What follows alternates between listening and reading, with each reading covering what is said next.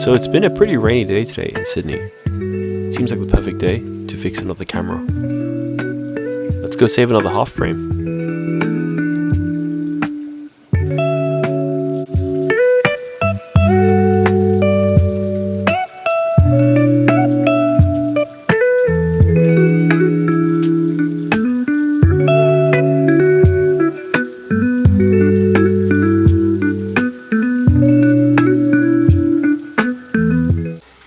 Alrighty, let's get fixing. Can't forget the coffee, of course.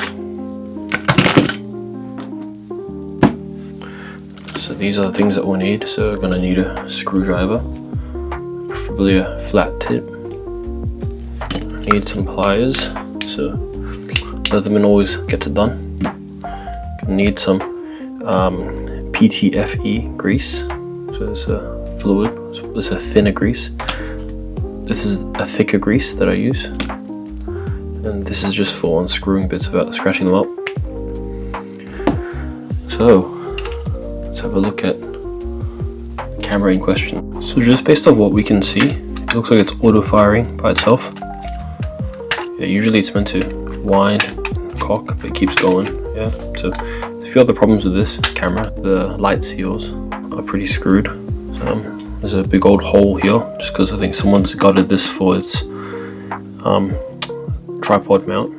Alright, so that's fun. Luckily I do have a donor for this, so I should be fine. Oh, one more thing. This has also not been installed correctly. Let's get fixing. First we need to get to the mechanisms behind the front, right? So everything is pretty much installed in the lens area.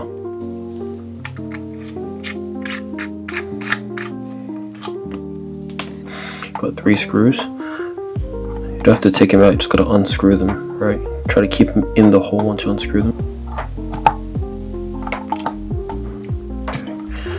Now that this is out, set it aside. Alright.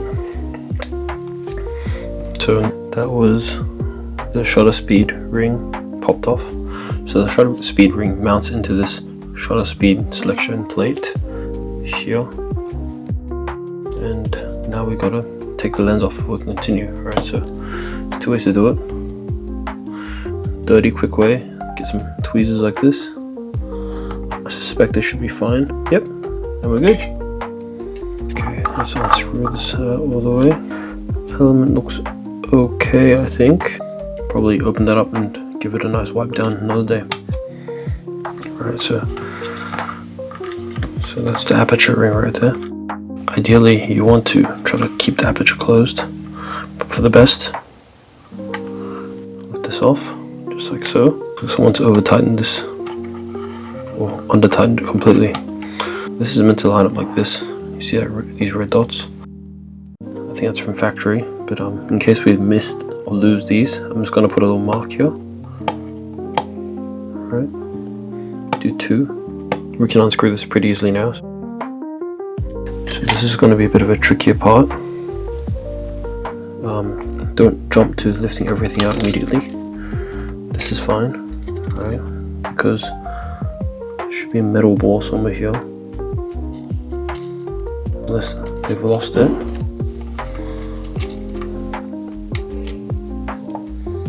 So I think the previous owner of this must have lost that little metal ball. Yeah, so usually there's a spring right here. The little metal ball sits in there, and that essentially lets it push up against this plate, right? That gives it a feeling of tactility when you select your shutter speed, right? But anyways, it's not a big deal. Definitely can live without that. Let's have a look at what's going on here. Yeah, see how that's not cocking back? So it's meant to be like this. Get a little bit of naphtha. So it looks like the slow speed engagement is a little bit sticky. You need to be very careful with naphtha. You get naphtha anywhere else but where you want it to be. You can wick into the plate behind it and subsequently into the shutter blades, and if it gets into the shutter blades, you gotta disassemble the entire thing. But to be honest, this is heading definitely towards a full disassembly already, so I'm not too worried. Low and slow, holding it sideways so it doesn't leak into the back. Believe it or not, these guys are actually one of the easier ones to fix.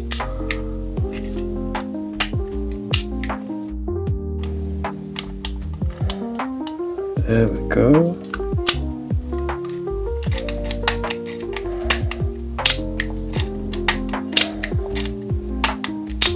So that drip of naphtha really fixed everything. Yeah, that can happen sometimes. Looks like it's shooting at full speed now. No sticky shutter, so I guess I might not actually have to take this entire thing apart.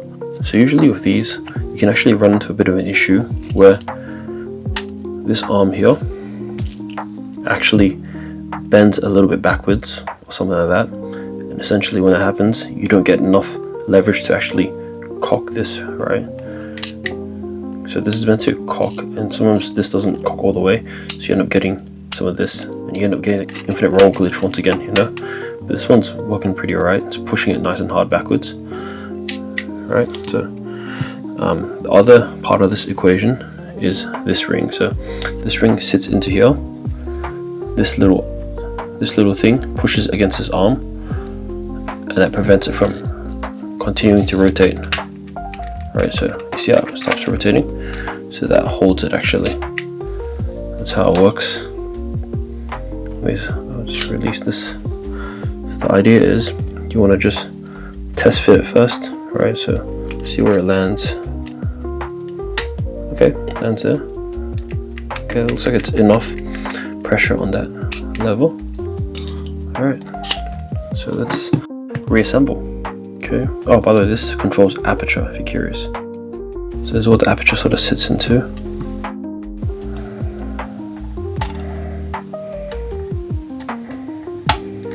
There you go, 2 prongs here.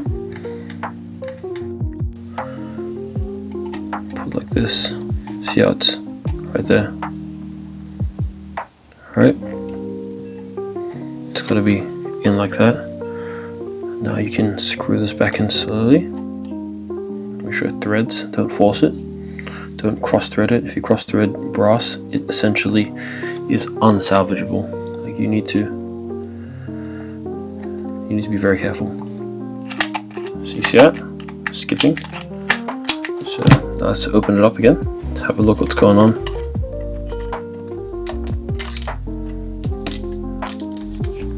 Okay, so that arm is meant to be touching that, so what we can do now is we can add a bit of extra tension to the arm. Looks really dodgy, but you just grab some pliers. Careful not to bend this ring at all, it's important. Just light tension. This thing needs to push that way a little bit more, so what we can do is grab this edge like this, lightly bend. So now this is pushing in that way a bit more, so that's good.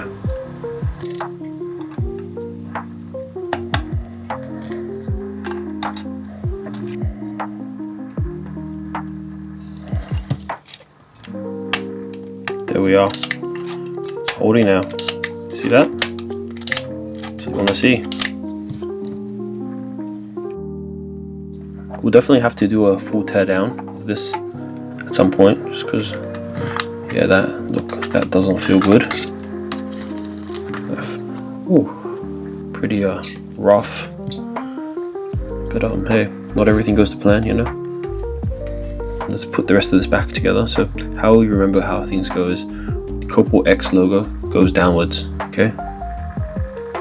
So face that downwards. I'll line up the 3 holes. 1, 2, 3, 2, 1, 2, 3, right there. Okay. Usually if I'm doing a sort of a fix and finish kind of deal, I'll put some lubrication underneath this ring so it spins more smoothly as well. But try not to cross thread anything, because it's are really hard to fix if you cross thread them, working in such a small space. Yeah, look at that. Perfect.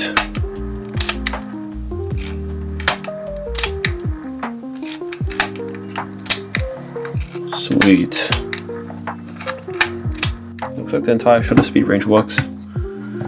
Bulb looks like it's having a bit of a bizarre issue, but it closes when you change shutter speed, so that's cool, I guess. Next we're gonna have to put this back in. I'll clean this eventually, but so put it back in, tweezers. Not too much, doesn't need much, just needs a little bit. This ring. This fix works for the D1, 2, and 3 of Olympus pens. They all pretty much have the exact same mechanisms, just because the main difference between them are the light meter and the aperture. So it's more or less the same thing inside. But yeah. Yeah, it looks like it's not spinning infinitely anymore. So it's pretty good. So it's stopping now. Stop. Quickly put this bad boy back in. So this has sort of been taken apart incorrectly, but it's no big deal. It's pretty easy to fix. Unscrew this. Right, so this is a tension plate that keeps this sitting upright. So now you can unscrew it. I'm just gonna bolt it in for now. But essentially it's meant to sit inside the thing. It's meant to go like this. Threaded enough in, you can rotate the rest in like this. Put it here. Perfect. Grab your tweezers. Put that there. Screw it back on. You've put the rewind wheel back on. So I'm going to be using this Pen EE as a bit of a donor, just because something's seriously wrong with this. I don't know what's wrong. To be honest, Pen EEs are okay. Not a big fan, but I'm a big fan of them for the parts, because they share a back plate that's exactly the same as the D. So subsequently you can actually take out one of these, bolt it into this. So for this, to remove this, you need actual tools. So you need these tools. Right. So this is a lens wrench, I believe.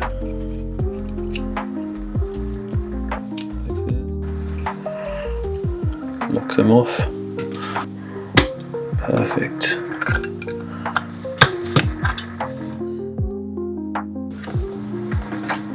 So you see how it's unscrewing now. So there we are, that's what we want. So let's unscrew the rest. Boom. Then you just gotta match it. Pop, goes in. And now you can thread it in. Rotate that in like this. Now I've also fixed that part. So more or less,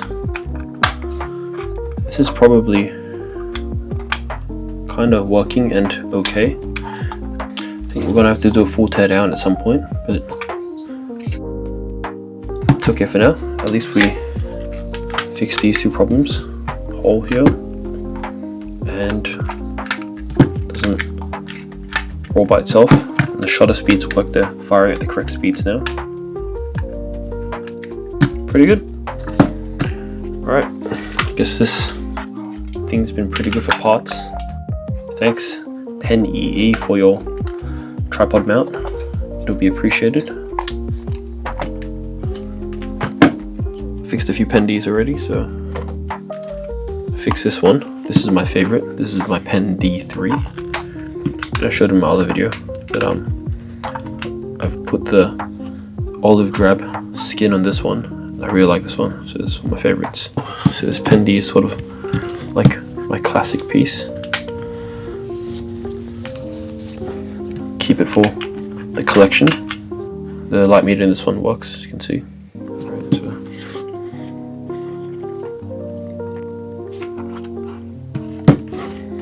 yeah, well, thanks for watching, really appreciate it. Looking forward to fixing more half frame cameras and other cameras in the near future. Let's fix the rest of this camera in our next video.